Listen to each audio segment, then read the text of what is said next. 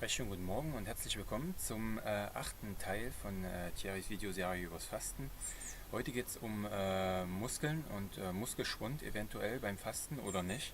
Und es ist recht technisch, also er hat einige Studien mitgebracht, die er ein bisschen vorstellt. Wenn das euch genauer interessiert und mehr interessiert, dann müsst ihr halt immer mal Pause machen und das genau durchlesen. Und eventuell auch die Studien selber dann raussuchen. Also es sind auf jeden Fall immer die Referenzen mit angegeben. Ne? Es ist technisch, ich versuche es so gut zu erklären, wie ich es selber kann und wie es möglich ist und auch so einfach wie möglich.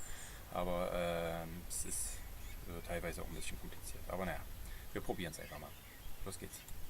Bonjour, bienvenue dans cette nouvelle semaine. Alors, on était parti pour une semaine et puis finalement on est au début de la deuxième semaine.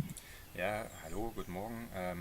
Herzlich willkommen zu dieser neuen Woche. Ne? Also eigentlich wollten wir eine Woche machen, aber jetzt fängt eine neue Woche an. Et vu les sujets qu'il reste encore à traiter sur le jeûne et le jeûne sec en particulier, Und die Themen, die jetzt noch übrig sind, die es zu behandeln gibt zum Fasten und genauer gesagt zum Trockenfasten. je pense qu'on est parti pour faire encore une semaine. Hein. Also ich glaube, wir werden auf jeden Fall noch eine Woche machen. Je pense qu'en 15 jours, on aura à peu près bouclé, surtout en restant sur un format court. Cette fois-ci, je vais faire très court. In 2 Wochen mit diesen kurzen Videos, mit diesem Kurzformat werden wir das wohl wieder dann geschafft haben. Also heute werde ich auf jeden Fall kürzer machen. On va aborder la question de la fonte musculaire. Hein, Heute geht es also um Muskelschwund. parce que c'est souvent quelque chose qu'on entend dans les poncifs qu'il y a autour du jeûne. Also das hört man nämlich oft, wenn es ums Fasten geht, ne, was die Leute so denken. C'est d'ailleurs très impressionnant de voir à quel point il y a des espèces de lieux communs. Das ist übrigens ziemlich beeindruckend, ne, wie man oft so allgemeine Aussagen wiederfindet, Basé sur rien en fait. Hein, quand tu demandes die sich auf eigentlich nichts stützen. aux gens de te donner des arguments, il n'y a rien. Wenn du dann mal nachfragst, was es für Argumente gibt, dann gibt es nichts. Ich meine, so kann man das auch nicht sagen. Ne? Also das Argument ist ja ganz offensichtlich und einfach. Also Protein wird nicht zugeführt. Muskeln bestehen aus Protein. Also so ist die Denkweise. Ne? Die ist nicht ganz richtig, aber das ist eigentlich so das Hauptargument. Mais l'un des poncifs que l'on entend souvent, c'est quand tu jeûnes, ben, tu perds tes muscles. Alors, Also man hört halt immer wieder, wenn du fastest, verlierst du deine Muskeln. ça revient tout le temps et chacun il va de sa vision et de ses appréhensions. Also so, es kommt immer wieder und jeder hat so seine Ansicht der Dinge, ne, und seine Befürchtungen. Dans cette vidéo, je vais essayer de vous donner des éléments objectifs, In diesem Video versuche ich euch objektive Argumente zu geben, Elemente, fiables, pour savoir ce qui se passe au niveau du métabolisme verlässliche Argumente, um zu sehen, was passiert eigentlich auf der Ebene des Metabolismus, musculaire et du métabolisme des protéines en particulier. auf der Muskelmetabolismusebene und genauer gesagt auf der Proteinmetabolismusebene. Quand vous jeûnez. Et pour faire court, on va déjà répondre à la question, est-ce qu'on perd des muscles quand Und jetzt erstmal kurz am Anfang, um das schon mal zu beantworten, verliert man Muskeln beim Fasten? on jeûne? Non. La réponse est Nein. non et je vais vous le démontrer de façon Die Antwort heißt nein und ich werde euch das hier darstellen. définitive. Alors, Definitiv mit diesen wissenschaftlichen Studien. il faut bien comprendre que je crois qu'à la base, on confond tout. Also man muss erstmal verstehen, grundlegend, ich glaube, dass man viele Sachen verwechselt oder alles verwechselt. On confond masse grasse et masse maigre. Man verwechselt schon mal die Fettmasse und die Magermasse. Ne? Magermasse kann man auch als fettfreie Masse übersetzen, also Muskelmasse. Masse musculaire. Hein. Si tu veux perdre de la graisse, alors à ce moment-là, il faut se concentrer sur une hormone qui s'appelle l'insuline. Also wenn du Fettmasse verlieren willst, dann muss man sich auf ein Hormon konzentrieren, was sich Insulin nennt. Hein. L'insuline, c'est l'hormone qui dit au corps, ok, tu stockes ou ok, tu déstockes. Insulin, das ist das Hormon, was dem Körper sagt, entweder okay, du speicherst Fett oder du baust Fett ab. Hein. Quand l'insuline est haute, le corps stocke et stocke de la graisse. Wenn das Insulin hoch ist, wenn es viel Insulin gibt, dann speichert der Körper Fett. Quand l'insuline est basse, le corps déstocke et brûle de la graisse. Und wenn der Insulinspiegel niedrig ist, dann baut der Körper Fett ab und verbrennt das Fett. Hein. Et pour faire varier ces quantités d'insuline, eh bien, on joue sur les prises alimentaires. Und um den Insulinspiegel zu variieren, das kann man halt mit der Nahrungsaufnahme machen. Quand il s'agit de masse maigre et de masse Ja, also wenn man dann viel isst, dann geht das Insulin hoch und dann wird gespeichert. Wenn man wenig isst, ist das Insulin niedrig und es wird abgebaut, ganz normal, logisch.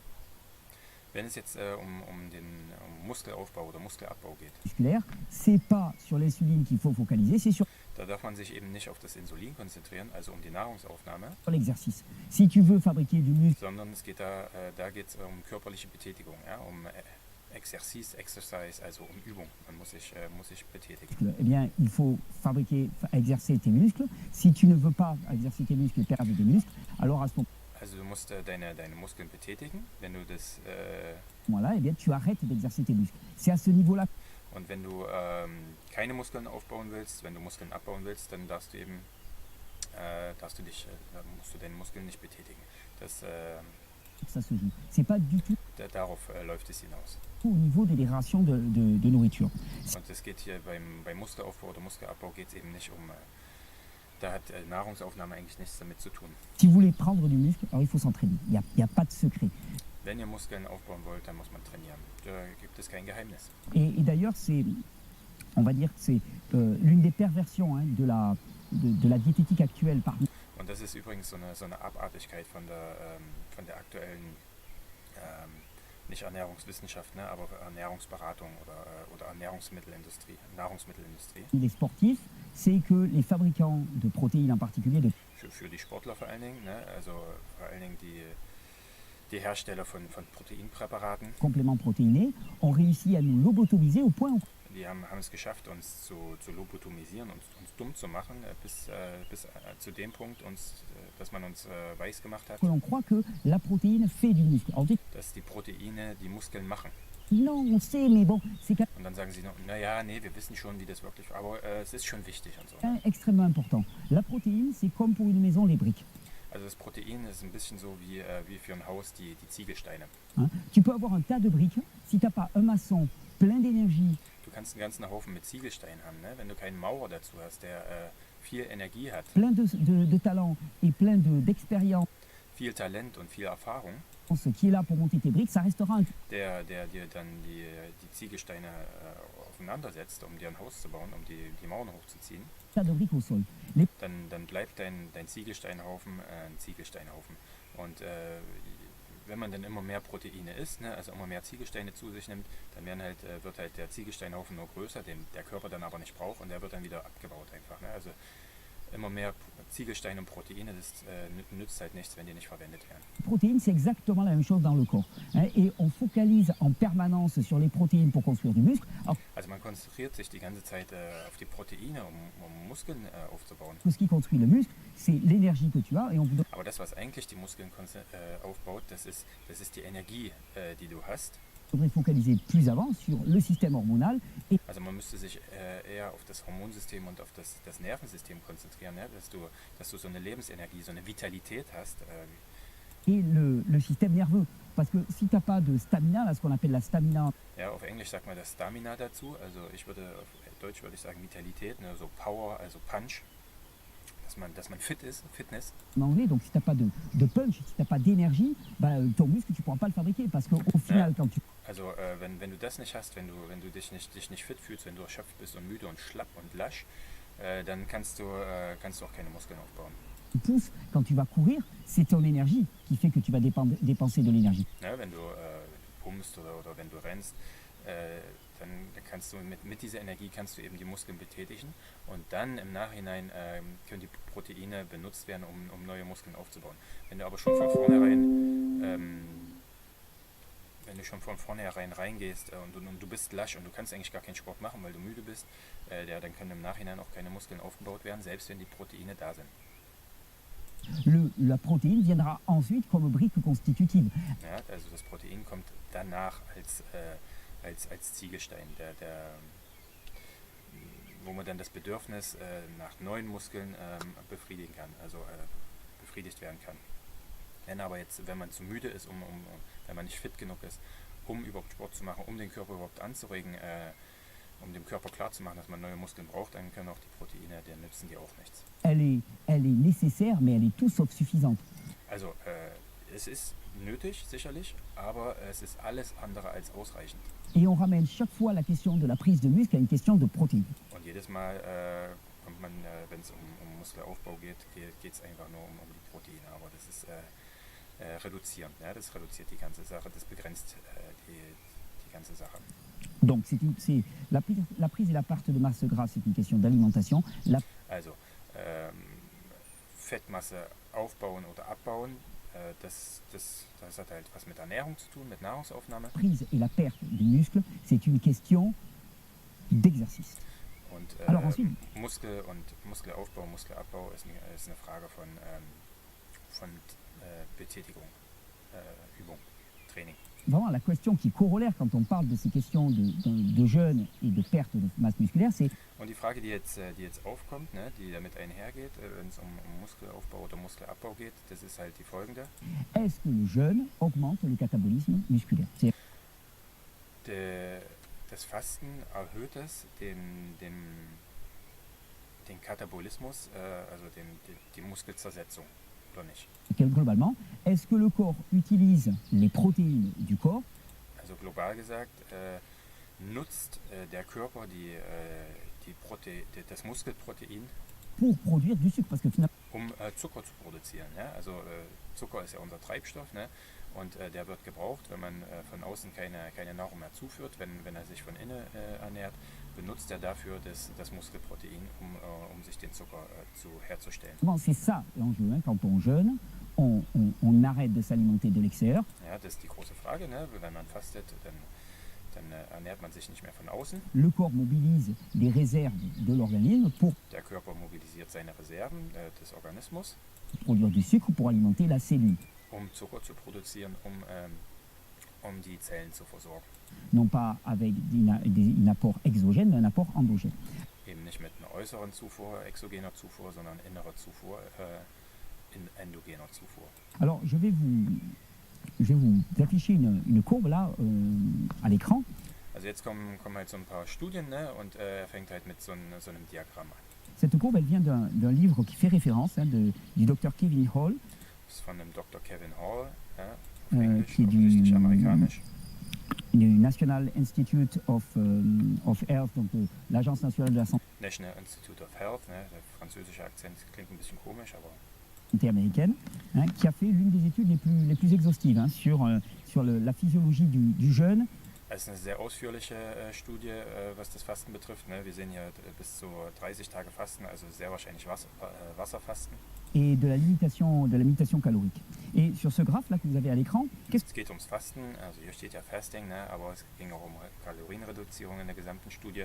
Und das sieht man hier. Ne? Ich erkläre euch das mal schnell so. Ich habe es mir ja schon angehört, was es zu sagen hat. Also hier haben wir die Tage, ne? Hier fängt das Fasten an, erst bei 0. Das sind die 5 Tage vorm Fasten. Da hat man das auch schon gemessen. Und es geht hier Oxidation Rate, Oxidationsrate, also das heißt Verbrennung. Ne? Kilokalorien pro Tag. Ja, wie viel Kilokalorien pro Tag werden verbrannt? Und zwar durch Kohlenhydrate, Carbohydrates, ne? Also kurzkettige Zucker und langkettige Zucker, also Kohlenhydrate. Und das heißt, hier bis zum Fasten wurde halt erstmal viel Zucker verbrannt, danach wird nichts mehr zugeführt und die Zuckerverbrennung geht drastisch runter, ja, und ist dann ziemlich weit unten für die gesamte Fastenzeit. Dann sieht man hier das Fett, ne? Fett und Ketone, Ketokörper, die werden halt, sobald das Fasten beginnt, wird halt mehr Fett verbrannt. Ja? Hier die Kalorien, was man sieht, bis zu 1200 Kilokalorien pro Tag werden hier verbrannt, dann geht es langsam wieder runter, ne? Weil man vielleicht sich auch nicht mehr so sehr betätigt und weil auch nicht mehr so viel da ist. Und man sieht hier sind die Proteine, also man sieht, es werden auf jeden Fall immer Proteine verbrannt, ne? Die Proteine, die werden erneuert, also es werden welche verbrannt und es werden auch wieder welche aufgebaut. Also ständig werden welche verbrannt und wieder aufgebaut, erneuert. Und man sieht hier, pro Tag werden normalerweise ungefähr im normalen Zustand, also vor dem Fasten, 500 Kilokalorien Proteine verbrannt. Also 500 Kilokalorien werden durch die Verbrennung von Protein gewonnen. Und dann sieht man hier, sobald das Fasten anfängt, reduziert sich das. Ja? Es geht runter bis auf 300 Kilokalorien. Und das ist das, was Thierry jetzt eben sagen will. Ne? Im alltäglichen Leben verbrennt man Proteine und auch beim Fasten, aber beim Fasten verbrennt man weniger Proteine als im alltäglichen Leben. Ja? Es geht eindeutig runter. On voit la vitesse d'oxydation, c'est-à-dire la vitesse à laquelle le corps brûle les nutriments et le nombre de jours de jeûne. Geschwindigkeit der Verbrennung sieht man hier. Et qu'est-ce que vous voyez? Eh bien, ce que vous voyez, c'est que quand on commence à jeûner, qu'est-ce qui se passe? Eh bien, la quantité de sucre dans l'organisme diminue rapidement. L'organisme n'a plus de sucre à brûler et donc elle n'augmente pas. Ce qui augmente de manière drastique, c'est fat plus ketones, donc c'est la graisse plus les corps cétoniques. C'est-à-dire que le corps commence à brûler de la graisse. Et que se passe-t-il au niveau des protéines? Eh bien, si vous regardez le niveau de base, c'est-à-dire entre moins 5 et 0, c'est-à-dire avant le jeûne, vous avez à peu près 500 kilocalories par jour de protéines qui sont brûlées. Et dès que le jeûne commence, qu'est-ce qui se passe? Vous avez une chute drastique des quantités de protéines qui sont brûlées. Ça veut dire quoi? Ça veut dire que le corps s'adapte à l'apport moindre de protéines. Das heißt einfach, dass der Körper sich daran anpasst, ja, dass die Proteinzufuhr verringert ist. Non pas en brûlant des protéines. Und er passt sich eben so an, dass er eben die Proteine nicht verbrennt, sondern dass er sie aufspart. Ja, also das ist die Reaktion vom Körper beim Fasten. Im Gegenteil, so wie man das sagt, Muskelschwund, Proteine werden verbrannt, Muskelproteine, nein, die werden nicht genauso viel verbrannt wie vorher, sondern weniger verbrannt als vorher. Des protéines. Et en fait, en jeûne, on ne consomme pas les protéines. Wenn man fastet, werden Proteine nicht verbraucht. On économise les protéines. Man spart sie. C'est logique. Also wir haben trotzdem gesehen, ne, dass ein bisschen was verbrannt wird auf einem Niveau von 300 Kilokalorien, aber es ist weniger als vorher. Tu vois, tu as un produit de stockage qu'on appelle les matières grasses. Le corps passe son temps. Und das ist ja auch logisch. Ne? Also wir haben so einen Speicherstoff, ein Speicherprodukt.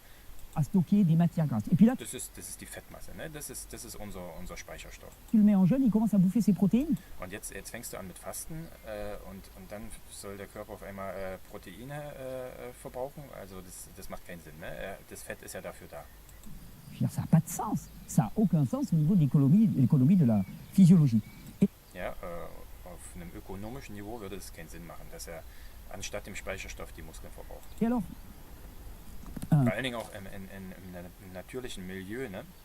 Wenn ein Tier jetzt zum Beispiel Hunger hat und auf Jagd gehen muss oder neue Nahrung suchen muss, dann würde es keinen Sinn machen,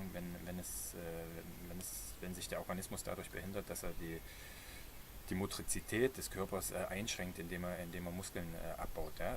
Das Tier das braucht ja Muskeln, um effektiv zu sein, um sich Nahrung zu suchen. Pour appuyer tout ça, je vais te citer une étude aussi qui s'appelle Whole Body Protein Breakdown Rate. Donc, okay, jetzt nochmal so eine andere Studie, Whole Protein Body Breakdown Rate. La vitesse de... Hier kann man hier oben ja auch lesen, ne? Also es geht nochmal um die Geschwindigkeit, wie Proteine verbrannt werden. De décomposition des protéines dans le corps et l'adaptation hormonale. Also wie Proteine abgebaut werden und wie sich auch der Hormonkreislauf daran anpasst an diese Fastenperiode. Pour des sujets obèses qui jeûnent. Und es geht hier um fettleibige Personen. Et qu'est-ce qu'il conclut? Eh bien, il conclut decrease body weight, body breakdown, donc la diminution du... Also was haben die herausgefunden? Ja, dass auch eben dass das Protein weniger abgebaut wird als vorher. De la destruction protéique, destruction protéique qui a l'air au quotidien. Au quotidien, tu consommes tes protéines, tu brûles tes protéines. Et bien là, im Vergleich zum Alltag. On assiste à une diminution de la destruction des protéines. Et donc, ils disent que ça contribue à la limitation de l'élimination d'urée dans les urines. Ja, und die Konsequenz ist dann, oder woran sie das festgestellt haben, ist eben, dass weniger Harnstoff ausgeschieden wird. Harnstoff ist so ein Abbauprodukt von der Proteinanalyse. Also wenn Protein zersetzt wird, entsteht dabei auch Harnstoff und sie haben halt gemerkt, dass während dieser Fastenzeit weniger Harnstoff produziert und ausgeschieden wird. Qui est un beau marqueur de la diminution du catabolisme protéique. Ein Marqueur ist das, also ein Marker, so ein Markierungsstoff, woran man festmachen kann, wie viel Protein abgebaut wird oder nicht. Et d'ailleurs, je vous cite là dans un livre qui fait là aussi référence de Cahill. So, und das ist hier so ein ganz altes Buch schon, 1983, ne, von Cahill. Der hat so ein Buch geschrieben, Starvation, also Hungern oder Verhungern. Und da sieht man auch hier, dass halt im normalen Modus, ja, in der normalen Funktionsweise, Urea, das ist der Urin, der Harnstoff, ja, wird halt viel ausgeschieden. Und während dieser Hungerphase oder was auch beim Fasten, ja, was dem ja ein bisschen nahe kommt, wird halt viel weniger Harnstoff ausgeschieden. Und was uns schlussfolgern lässt, dass eben weniger Protein abgebaut wird, weil ja Harnstoff so ein Abbauprodukt von Protein ist, von der Proteinzersetzung. Ça s'appelle starvation, donc l'affamement d'une certaine manière. Eh bien, on voit chez des personnes qui sont en régime normal, c'est-à-dire qui consomment tous les jours, il y a beaucoup d'urée qui est excrétée. Dès qu'on est en jeûne, il y a très peu d'urée qui est excrétée, ce qui veut dire qu'il y a très peu de catabolisme protéique. Also ein geringer De toute façon, il faut bien voir, au quotidien, il y a un renouvellement protéique. C'est-à-dire qu'au quotidien... Also man muss sich trotzdem bewusst sein, ne, dass im Alltagsleben das Protein neu gemacht wird, immer wieder neu aufgebaut wird, abgebaut wird und aufgebaut wird. On brûle nos protéines. On dit à peu Alltag. près qu'on perd 75 grammes par jour de protéines. Und vorhin haben wir das mit den Kilokalorien gesehen, jetzt sagt er das nochmal im Masseverhältnis. Gewicht, also 75 Gramm Protein werden pro Tag ungefähr abgebaut, ne, die dann natürlich auch wieder aufgebaut werden. Eh bien, dans l'étude de Cahill, il montre que dès qu'on est en jeûne, on passe de 75 grammes quotidiens à 15 grammes quotidiens de protéines brûlées.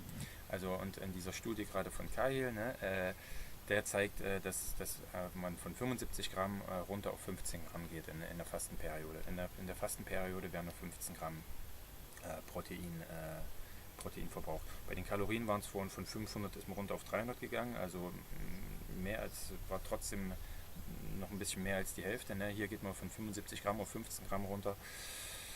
Ja, was nur die wahren richtigen Ziffern, Zahlen sind, das weiß man nicht, ne? Aber auf jeden Fall wird es weniger, ja? Proteinzersetzung wird weniger. Donc, fais le calcul. Imaginons, tu jeûnes pendant une semaine. Und jetzt kannst du es dir ja mal ausrechnen. Ne? Stell dir mal vor, du fastest eine Woche lang. Or, tu as 15 grammes quotidiens. 15 grammes, 7 fois 15, ça nous fait du 105 grammes. 15 mal 7, ja, 15 Gramm mal 7, 7 Tage, das sind dann 105 Gramm. Also das heißt, in einer Woche verliert man 105 Gramm Protein. Hein? Tu vas brûler pendant ta semaine 105 grammes de protéines. Et, Also in einer Fastenwoche verlierst du 105 Gramm Proteine. je veux dire, il suffit de se nous renourrir le lendemain et tes 105 grammes, tu vas les remonter rapidement. Naja, und das reicht ja dann eigentlich, wenn du den nächsten Tag dann, wenn du ganz normal wieder isst, oder die nächsten 2-3 Tage vielleicht, ne, und 105 Gramm Proteine, das kriegt man schnell wieder rein. Ne? Hein? Alors qu'au quotidien, tu en brûles déjà 75 grammes. Vor allen Dingen, weil im normalen Alltag verlierst du ja schon, also verbrennst du ja auch 75 Gramm und die holst du dir ja auch jeden Tag wieder rein, ne? 75. Dann kannst du auch mal 105 Gramm reinholen, über 2-3 Tage verteilt. Donc, au quotidien, tu arrives à compenser 75 grammes. Là, tu as 105 grammes. Où sont parties les protéines? Hein? Also wo sind die Proteine hin? Ne? Also man kann das ausgleichen, 75 oder 105. Il n'y en a pas. Il n'y a pas de catabolisme protéique, au contraire. Also es gibt keinen Proteinabbau, ne? Proteinkatabolismus ist weniger beim Fasten. Le corps fait tout pour économiser. Et ça, Also der Körper macht alles, um das zu sparen. ce sont les chiffres. C'est-à-dire, c'est pas une vision, c'est pas je pense que.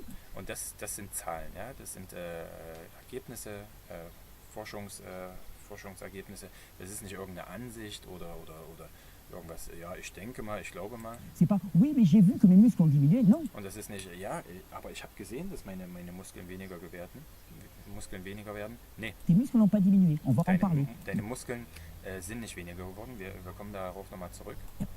Peut-être une fonte, il y a peut-être une perte d'eau, une perte de masse. Es gibt vielleicht einen Schwund, ja, weil Wasser rausgeht und auch Fettgewebe. De masse graisseuse au niveau de tes muscles, mais il n'y a pas de perte de masse. Um die Muskeln drumherum, aber die Magermasse, die Muskelmasse wird nicht weniger. Maigre, il n'y a pas de sèche à ce niveau-là. Donc, il y avait une autre étude que je voulais vous citer, Improvements in Coronary Heart Disease with Indicators. Donc, c'est une étude qui a été faite en Allemagne sur des...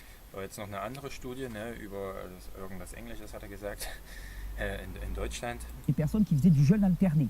Und es geht hier um so ein also so ein Wechselfasten, ja, also ein Tag normale Nahrungsaufnahme, ein Tag Fasten, ein Tag normale Nahrungsaufnahme, ein Tag Fasten, sowas gibt es auch. Qui jeûnaient un jour sur deux. Quelle est la conclusion? Jeden zweiten Tag wird gefastet, ne? Es geht um fettleibige Leute, also obese, fettleibig, 12 Frauen, 4 Männer. De cette étude, 70 jours de jeûne alterne. 10 Wochen, ja, 70 Tage, ne, 70 jours sagt er gerade, 70 Tage, aber hier steht 10 Wochen. Ja, es sind ja 70 Tage, ne? Okay. La masse maigre n'évolue pas. C'est-à-dire qu'il n'y a pas de perte de masse maigre. Und hier wird ganz klar gesagt, ne, die Magermasse verändert sich gar nicht. Grasse, bien, elle s'écroule complètement. Aber die Fettmasse geht runter, drastisch. C'est ce qu'on veut. C'est ce qu'on veut. Tout le monde rêve de ça, de perdre la masse grasse et puis de ne pas perdre de la masse maigre. Jeder will das, ne? Fettmasse verlieren, Muskelmasse behalten, das ist genau das, was wir wollen. Voire d'en gagner.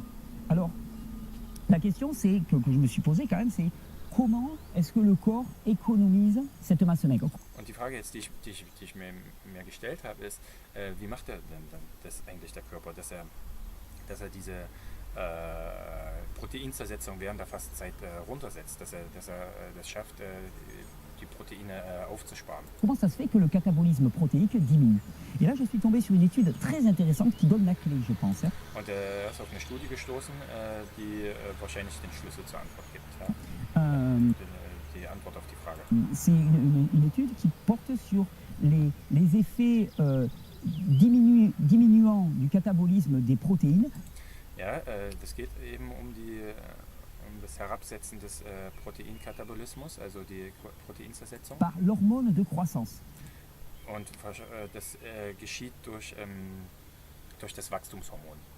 Ja, Wachstumshormon wird hier Growth Hormone also anscheinend gibt es ja keinen richtigen extra Namen dafür, einen lateinischen Namen. Es wird einfach nur Wachstumshormon genannt. Ne? Also er sagt es auf Französisch immer, Hormone de Croissance, hier steht es auf Englisch und Wachstumshormon, also einen deutschen Namen kenne ich dafür auch nicht. Ne?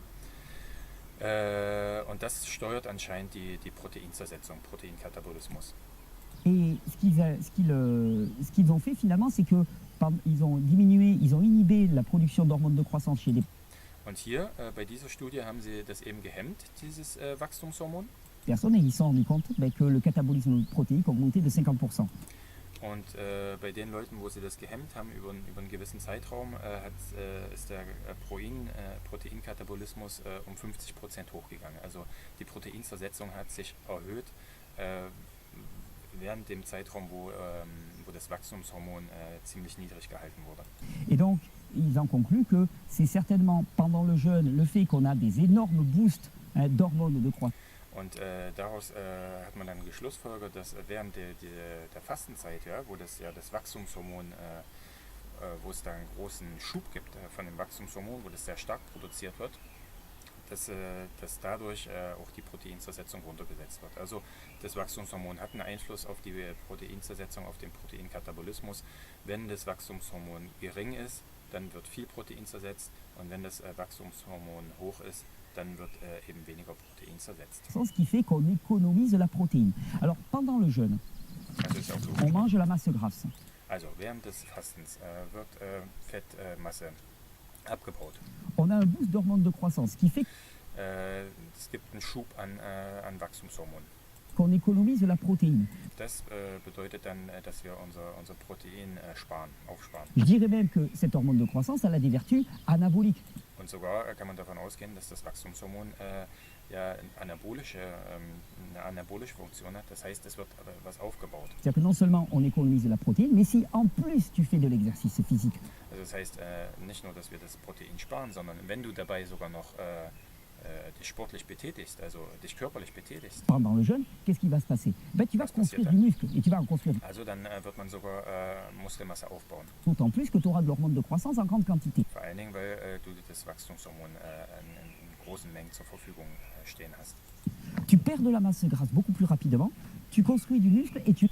Also du verlierst schnell Fettmasse, du baust Muskeln auf. Tu économises tes protéines. Und du sparst deine Proteine.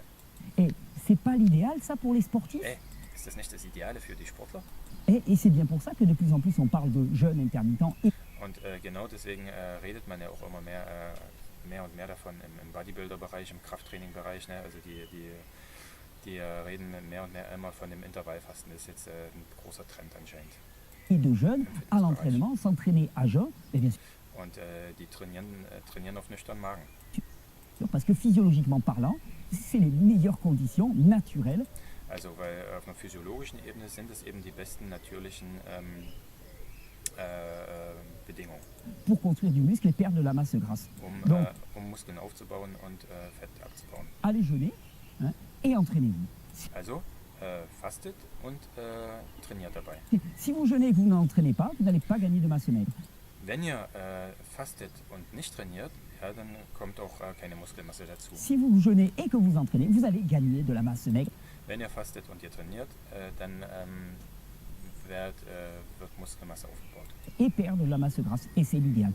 Und Fett wird abgebaut. Und das ist das Ideale. Donc je ne voudrais plus jamais entendre parler de perte de muscles en jeûne. Ça Also ich will das nie wieder hören, ja, so dass man Muskeln verliert während der Fastenzeit. n'existe pas. Ce n'est Das pas gibt's possible. nicht. Vous Das ist unmöglich. pouvez perdre de l'eau. Hein. Vous pouvez perdre de la graisse. Ihr könnt Wasser verlieren, ja, und ihr könnt Fett verlieren. Ça, c'est certain, c'est évident. Das ist sicher, das ist offensichtlich. Dans les premiers jours, on perd beaucoup d'eau. Et donc, In den ersten Tagen verliert man viel Wasser. si vos muscles étaient entourés, que c'était que de la gonflette qui faisait Und wenn eure Muskeln eben umgeben waren von Wasser und Fett und wenn es alles nur aufgepumpt war, ja, also im Krafttrainingbereich oder im Bodybuilder-Bereich kann das schon passieren, ne, dass man so aufgepumpte Muskeln hat. entouré d'eau et de masse graisseuse, ok, Und dann sieht das auch so aus, als ob man das verliert, ne? Als ob man Muskeln verliert. Aber es ist eben nicht die Magermasse, sondern es ist eben alles, was drumherum ist, Fett oder Wasser. et ça va maigrir. Mais ce que ça va révéler, c'est vos muscles Und man magert eben ab, ne? réels. Et s'ils sont trop petits pour vous, n'en déplaise Und das, was man dann sieht am Ende, das sind die realen Muskeln, die eigentlichen Muskeln, die übrig bleiben.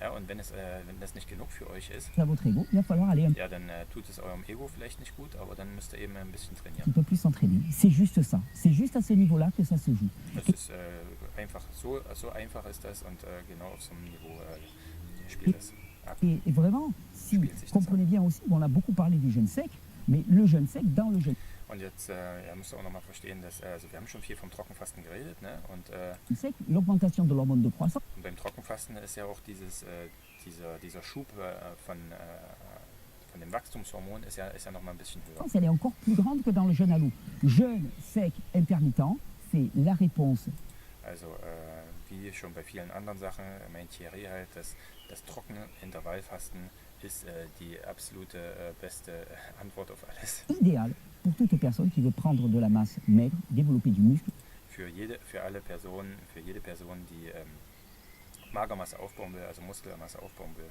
Fett abbauen will. perdre de la graisse. Les études sont là. On va passer à autre chose. Mais Hier sind die Studien und jetzt gucken wir uns mal andere Sachen an. Wir haken das jetzt ab. maintenant, je vous souhaite une bonne régénération. Je vous souhaite d'aller vous entraîner.